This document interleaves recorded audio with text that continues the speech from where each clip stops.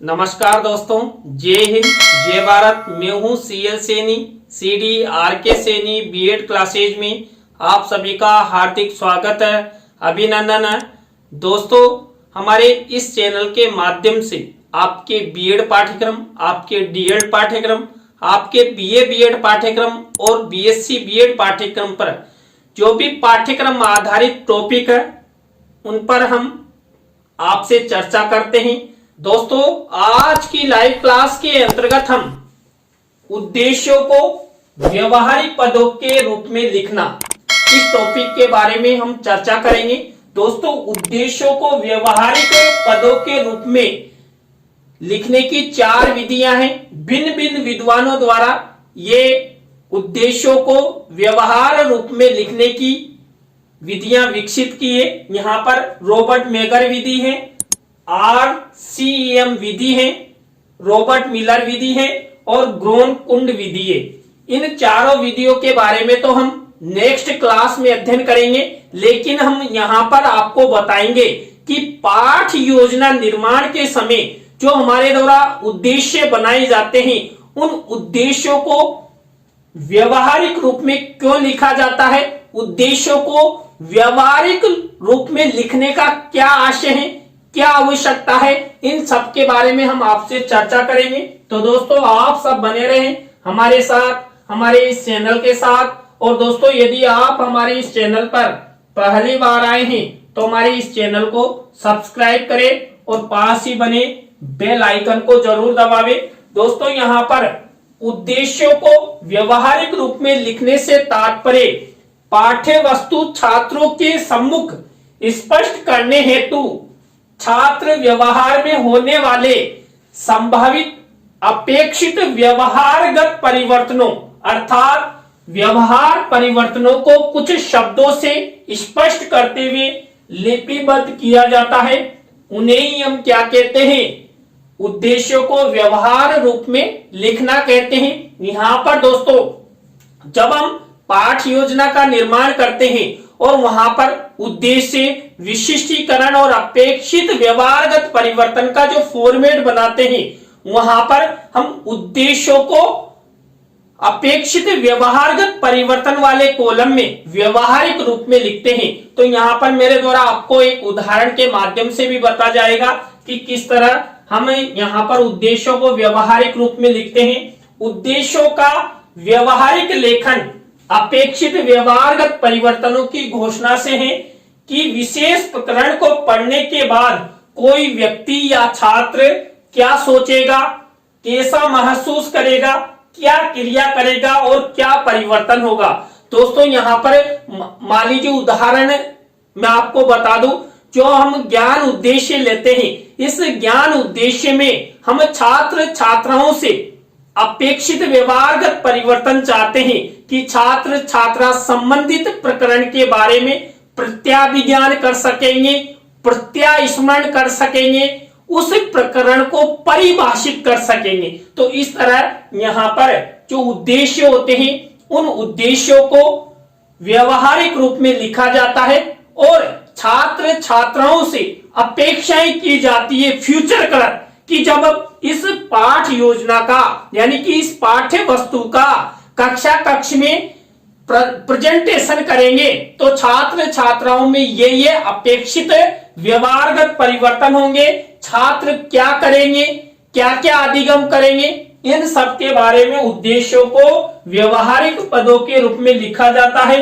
व्यवहारिक रूप में लिखित शैक्षिक उद्देश्य व्यवहारिक उद्देश्य कहलाते हैं। देखिए, जब हम लेसन प्लान का निर्माण करते हैं तो दोस्तों वहां पर हम उद्देश्यों को व्यवहार रूप में लिखते हैं। लिखित, देखिए लेसन प्लान एक लिखित रूप होता है और जब हम उसको लेकर कक्षा कक्ष में जाते हैं और छात्र छात्राओं के सामने उसका प्रेजेंटेशन करते हैं, तो जो संबंधित पाठ प्रकरण हमारे द्वारा लिया जाता है, उस प्रकरण या पाठ पर आधारित हमारे द्वारा उद्देश्य बनाए जाते हैं, उनके सामान्य उद्देश्य बनाए जाते हैं, उनके विशिष्ट उद्देश्य बनाए जाते हैं और उनको हम अपेक्षित व्यवहारगत परिवर्तन के रूप में यहाँ पर व्यवहारिक पदों के रूप में लिखते हैं। दोस्तों, यहाँ पर जो उद्देश्यों को व्यवहारिक पदों के रूप में लिखा जाता है तब क्या होता है, शिक्षण के उद्देश्यों का प्रतिपादन करना तथा उन्हें व्यवहारिक रूप में लिखने की प्रक्रिया को, उद्देश्यों को व्यवहारिक पदों के रूप में लिखने की विधि कहा जाता है। देखिए जो तरीका अपनाया जाता है, यानी कि उद्देश्यों को हम वहां पर पाठ योजना में व्यवहारिक रूप में लिखते हैं, तो लिखने की जो विधि है उसे ही व्यवहारिक विधि यहाँ पर कहा जाता है कि हम जो उद्देश्य हैं उनको व्यवहारिक पदों के रूप में लिख देंगे। उद्देश्य को व्यवहारिक पदों में लिखने हेतु समाज, राज्य तथा भौगोलिक परिस्थितियों का विशेष ध्यान रखा जाता है। देखिए वहां पर आपने देखा है जब पाठ योजना में हम उद्देश्य, विशिष्टीकरण और अपेक्षित व्यवहारगत परिवर्तन बनाते हैं तो वहां पर हम सकारात्मकता का निर्माण करते हैं, कभी भी नकारात्मक शब्दों का यूज नहीं करते हैं। देखिए छात्र प्रत्यास्मरण कर सकेंगे, रुचि ले सकेंगे, सकारात्मक अभिवृत्ति निर्माण कर सकेंगे, ऐसे शब्दों का यूज हम अपेक्षित व्यवहारगत परिवर्तन के रूप में लेते हैं। इसी तरह दोस्तों छात्रों के अधिगम हेतु उद्देश्यों को व्यवहारिक भाषा में लिखा जाता है, यानी कि जो छात्र छात्रा जिस भाषा का प्रयोग करते हैं या हमारे व्यवहार में जो भाषा होती है उसी भाषा में छात्रों को अधिगम यानी कि सीखने हेतु उद्देश्यों को व्यवहारिक पदों के रूप में लिखा जाता है, जिससे छात्रों में अच्छा अधिगम हो और छात्र उनको समझ सके। उद्देश्यों को व्यवहारिक रूप में लिखने से छात्रों में अपेक्षित व्यवहारगत परिवर्तन होते हैं। दोस्तों यहाँ पर उद्देश्यों को हम अपेक्षित व्यवहारगत रूप में लिखते हैं तो छात्रों में 100% अधिगम होगा। क्यों? क्योंकि हमने उन उद्देश्यों को सरल रूप में लिख दिया है और सरल रूप में लिखे गए उद्देश्य छात्र छात्राओं का अच्छा विकास करते हैं, छात्र छात्राओं का अच्छा अधिगम करते हैं। उद्देश्यों को व्यवहारिक पदों में लिखने की विभिन्न विधियों का प्रतिपादन विभिन्न विद्वानों द्वारा किया गया है। तो यहाँ पर देखिए जो उद्देश्यों को व्यवहारिक पदों के रूप में लिखने की जो जो विधियां है वो यहाँ पर हम आपको बताते हैं। देखिए 4 विधियां हैं यहाँ पर। देखिए पहली विधि है रॉबर्ट मेगर विधि, दूसरी है रॉबर्ट मिलर विधि और 3rd नंबर की विधि है RCEM विधि और 4th नंबर की विधि है ग्रोन कुंड विधि।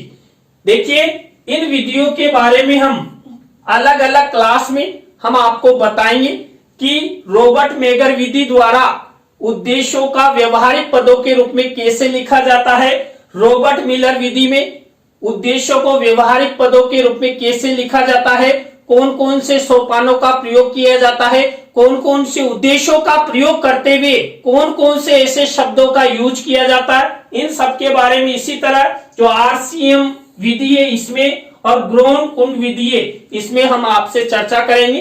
तो ये 4 विधियां हैं, तो आप धैर्य बनाए रखें, नेक्स्ट क्लास में हम इनके बारे में आपको बता देंगे। तो दोस्तों अब हम चर्चा करते हैं कि उद्देश्यों को व्यवहारिक रूप में लिखने की आवश्यकता क्यों पड़ी, क्यों लिखा जाता है, क्या कारण है। तो यहाँ पर पहला कारण है कि शिक्षण संबंधी निर्णय लेने हेतु उद्देश्यों को व्यवहारिक पदों के रूप में लिखा जाता है। जो शिक्षण संबंधी निर्णय लिए जाते हैं दोस्तों उनको लिखने हेतु या छात्र छात्राओं को कैसे शिक्षण करवाएंगे, इन सबके निर्णय हेतु यहाँ पर उद्देश्यों को व्यवहारिक पदों के रूप में लिखा जाता है। छात्रों के अधिगम अनुभवों की विशेषताओं का निर्धारण करने हेतु भी उद्देश्यों को व्यवहारिक पदों के रूप में लिखा जाता है। देखिए जो छात्र छात्राओं में अधिगम अनुभव हमें विकसित करने हैं उनके लिए यहाँ पर उद्देश्यों को व्यवहारिक रूप में लिखा जाता है। शिक्षण क्रियाओं को सुनिश्चित एवं विशिष्ट बनाने के लिए भी उद्देश्यों को व्यवहारिक पदों के रूप में लिखा जाता है। इसी तरह दोस्तों छात्र छात्राओं के लिए दृश्य श्रव्य सामग्री के प्रदर्शन हेतु भी उद्देश्यों को व्यवहारिक रूप में लिखा जाता है कि छात्र छात्रा दृश्य श्रव्य सामग्री को देखकर उनमें अपेक्षित व्यवहारगत परिवर्तन हो और वो अपना विकास कर सके। इसी तरह शिक्षक द्वारा अच्छी शिक्षण व्यू रचना बनाई जाए, इस हेतु उद्देश्यों को व्यवहारिक रूप में लिखा जाता है। दोस्तों, अच्छी शिक्षण व्यू रचना के द्वारा ही छात्रों में अच्छा अधिगम करवाया जा सकता है, तो इस हेतु उद्देश्यों को व्यवहारिक रूप में लिखा जाता है। इसी तरह दोस्तों, परीक्षण पत्रों के चयन में सहायता हेतु भी उद्देश्यों को व्यवहारिक पदों के रूप में लिखा जाता है। देखिए, हमारे द्वारा जो भी बिंदु बताए जा रहे, ये सब उद्देश्य को व्यवहारिक पदों में के रूप में लिखने का यहाँ पर आवश्यकता प्रदर्शित कर रहे हैं। इन्हीं कारणों के कारण यहाँ पर उद्देश्यों को व्यवहारिक रूप में हम अपनी दैनिक पाठ योजना डायरी में लिखते हैं। शिक्षण तथा परीक्षण में सुगमता के लिए भी उद्देश्य को व्यवहारिक पदों के रूप में लिखा जाता है।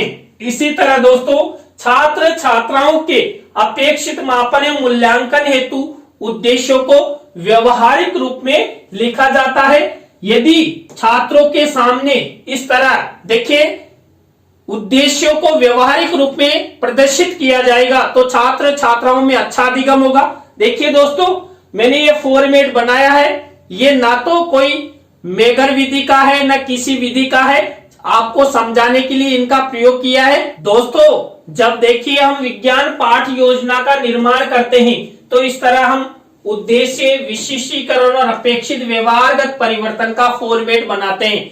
तो दोस्तों, यहाँ पर देखिए, जो पहला उद्देश्य है ज्ञान, इस उद्देश्य से रिलेटेड ही हम क्या करते हैं, इस तरह विशिष्टीकरण बनाते हैं और अपेक्षित व्यवहारगत परिवर्तन बनाते हैं। दोस्तों, यहाँ पर विशेष रूप से देखना कि हमने प्रकरण लिया है पादपों के विभिन्न भाग। अब यहाँ पर पादपों के विभिन्न भाग से रिलेटेड छात्र क्या करेंगे, यहाँ पर देखिए सकेंगे शब्द लिखा है, तो यहाँ पर प्रत्याभिज्ञान कर सकेंगे, प्रत्यय स्मरण कर सकेंगे और यहाँ पर पादपों के विभिन्न भागों के बारे में गहनता से अध्ययन कर सकेंगे। यही क्या है, यही जो उद्देश्य है, इन उद्देश्यों को हम यहाँ पर अपेक्षित व्यवहारगत परिवर्तन के माध्यम से व्यवहारिक पदों के रूप में लिखते हैं। तो ये सब यहाँ पर देखिए, इसी तरह अवबोध उद्देश्य को यहाँ पर विशिष्टीकरण और अपेक्षित व्यवहारगत परिवर्तन में व्यवहारिक पदों के रूप में लिखा गया है। यहाँ पर भी देखिए अवबोध से रिलेटेड है, यहाँ पर स्पष्ट यानी परिभाषित कर सकेंगे। यहाँ पर देखिए तुलना से संबंधित शब्द यूज किया गया है। इसी तरह हम प्रत्येक उद्देश्य में यहाँ पर अपेक्षित व्यवहारगत परिवर्तन में विभिन्न पदों का, विभिन्न शब्दों का यूज करते हैं जो उद्देश्यों को व्यवहारिक रूप में प्रदर्शित करते हैं। देखिए यहाँ पर भी ज्ञानोपयोग, कौशल, जो भी उद्देश्य हैं, इन सब में इसी तरह उद्देश्यों को व्यवहारिक पदों के रूप में लिखा गया है। तो दोस्तों, आज की लाइव क्लास के अंतर्गत हमने उद्देश्यों को व्यवहारिक पदों के रूप में लिखने के बारे में आपसे चर्चा की। उद्देश्य को व्यवहारिक पदों के रूप में लिखने की चारों विधियों का नाम बताया। नेक्स्ट क्लास में हम उन विधियों के बारे में आपसे विस्तार पूर्वक चर्चा करेंगे। तो दोस्तों, आज की लाइव क्लास में बस इतना ही। न्यू लाइव क्लास के साथ हम आपसे फिर मिलेंगे CD RK Saini B.Ed classes पर। जय हिंद, जय भारत, राम राम साहब।